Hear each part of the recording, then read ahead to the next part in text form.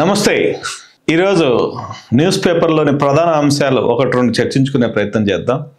ప్రధానంగా సాక్షి హెడ్లైన్స్లో హైదరాబాద్ ఎడిషన్లో దరఖాస్తుల జోరు పరీక్షకు రారు అనేటటువంటి ఒక హెడ్లైన్స్తో ఒక ప్రధానమైన అంశం నిరుద్యోగులకు సంబంధించింది, లేదా రాష్ట్ర ప్రభుత్వాలు భర్తీ చేస్తున్నటువంటి ఉద్యోగాలకు సంబంధించినటువంటి అంశం ఇది. ప్రభుత్వ ఉద్యోగాల భర్తీలో అభ్యర్థుల విచిత్ర వైఖరి ఏంటంటే సింపుల్, ఏం లేదు.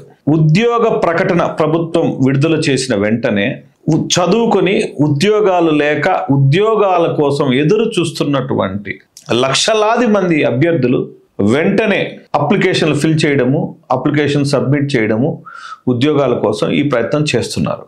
అయితే అప్లికేషన్ సబ్మిట్ చేసినటువంటి వ్యక్తి రాత పరీక్షకు కానీ లేదా మరొక ఇంటర్వ్యూస్ కానీ అటెండ్ కావటం లేదు.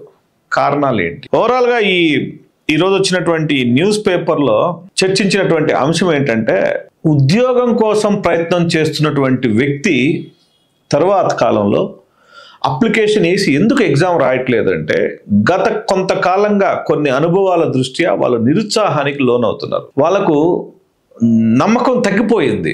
ప్రకటన పడిన వెంటనే ఆవేశంగా వచ్చి వేస్తున్నారు అప్లికేషన్స్. తర్వాత ఎగ్జామ్స్ రాయడానికి కానీ ఇంటర్వ్యూస్ కానీ అటెండ్ కావటం లేదు. ఎందుకంటే వాళ్ళు గతంలో జరిగిన నోటిఫికేషన్స్ ఇప్పటికీ పరీక్షలు రాసినప్పటికీ రిజల్ట్ రాకపోవడము, వాటి తాలూకు రిక్రూట్మెంట్స్ చేయకపోవడము, అందువలన వారికి నిరుత్సాహత వచ్చేసేసింది.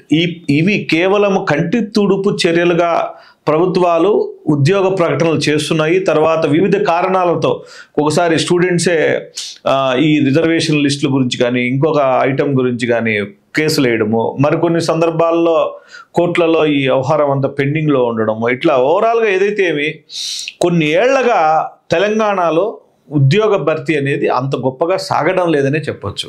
గతంలో 2019 నుంచి 2024 మధ్యలో ఆంధ్రప్రదేశ్లో లక్షలాది మందికి ఉద్యోగ కల్పన చేసి ఉద్యోగాలు కల్పించి ప్రభుత్వ ఉద్యోగాల్లో నియమించుకున్న సందర్భం అక్కడుంటే, గత 15 సంవత్సరాలుగా తెలంగాణలో నామమాత్రంగా కూడా ఉద్యోగ కల్పన లేకపోవడమే ఇంతగా కేసీఆర్కి కూడా ఓటమికి ప్రధాన కారణమనే చెప్పవచ్చు.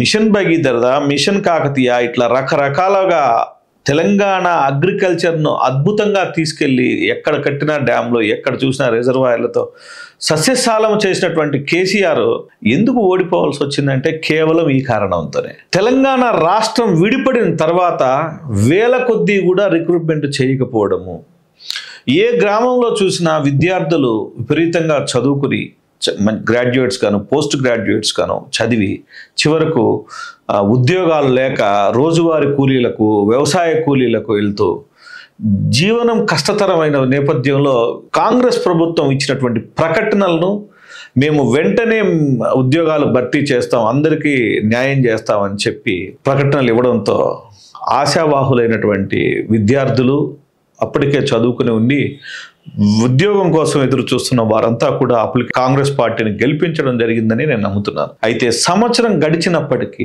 కాంగ్రెస్ పాలనలో తెలంగాణలో సంవత్సరం గడిచినప్పటికీ ఎన్ని వందల పోస్టులు భర్తీ చేశారు, ఏం చేశారు అనే దాని మీద స్పష్టంగా ఈ వార్తలోనే మనకు అర్థమైపోతుంది. ఆవేశంతో అప్లికేషన్లు వేసినప్పటికీ ఆచరణ కానటువంటి ఈ ప్రయత్నానికి వాళ్ళు అటెండ్ కావడమే మానుకుంటున్నారు అనేది ఓ పెద్ద నిదర్శనంగా మనం చెప్పవచ్చు. Thank you.